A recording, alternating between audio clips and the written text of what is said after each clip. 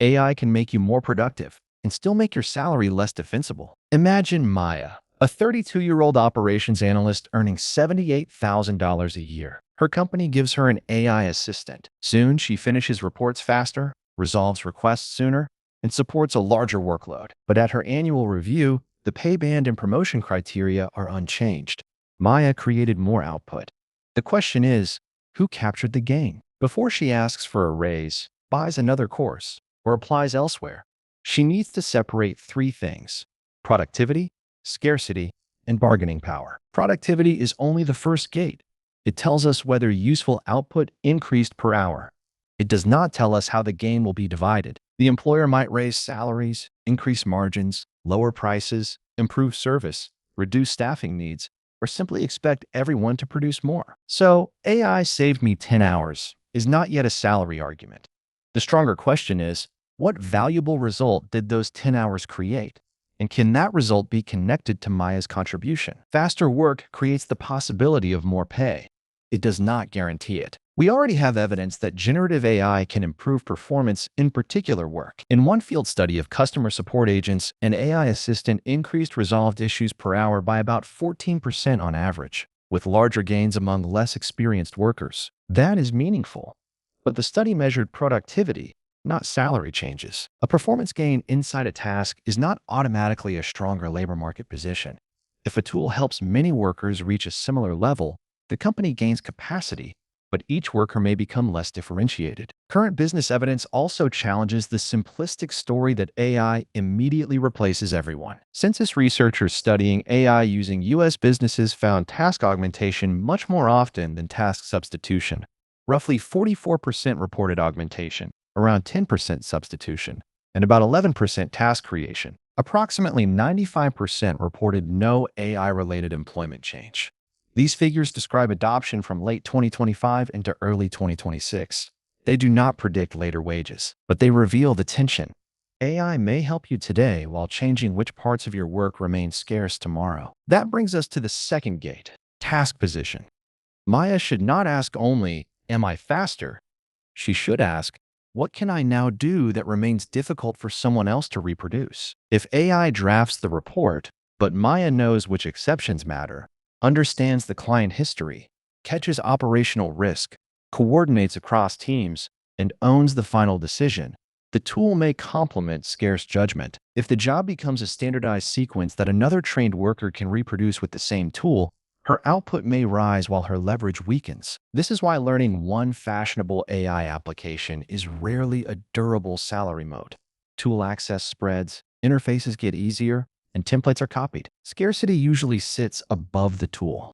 Customer trust, domain knowledge, accountability, integration experience, revenue ownership, or judgment when the obvious answer fails. AI can strengthen compensation when it expands those responsibilities or helps create a valuable new service. It can weaken compensation when it makes the contribution easier to standardize. The same technology can produce both outcomes inside different roles, or even the same job. The third gate is capture power. Can Maya prove her value? And does she have credible outside options? A strong internal case may fail if her employer has rigid pay bands or weak financial performance.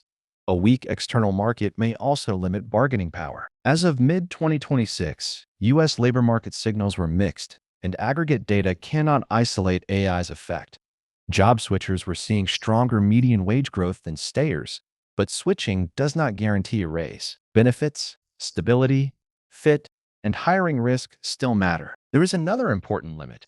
A disappointing raise does not prove AI reduced Maya's value.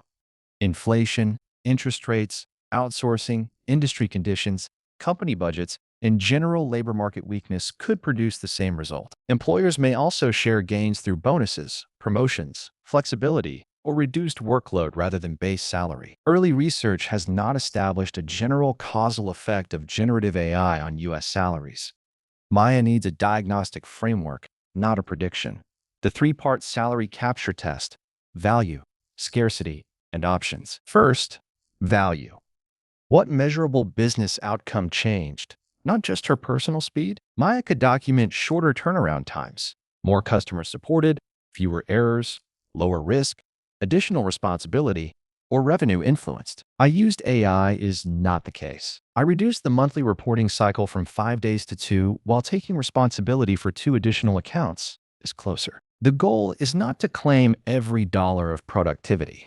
It is to show that her contribution changed something the organization values and that the improvement is visible. Second, scarcity.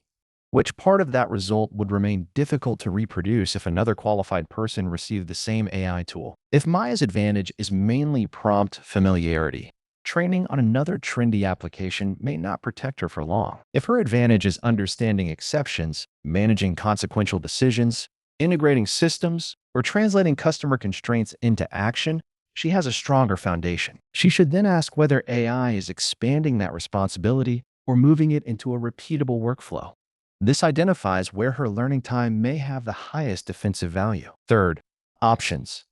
Has anyone outside her current reporting line validated this contribution? Maya can compare appropriate salary ranges, examine openings that require the responsibility she owns, and note whether recruiters or hiring managers respond to that evidence. Generic demand for AI skills is less useful than demand for a specific capability. If value is rising, scarcity remains, and pay has not followed, negotiation deserves investigation.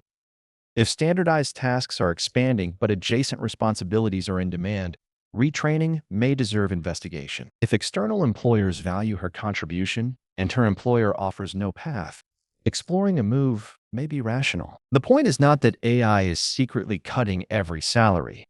Faster work and stronger earning power are simply not the same outcome. Maya's paycheck may remain stable while the structure underneath changes, or AI may make her more valuable by expanding what only she can responsibly own. The salary capture test cannot choose for her, but it can stop her from reacting blindly. Measure the value.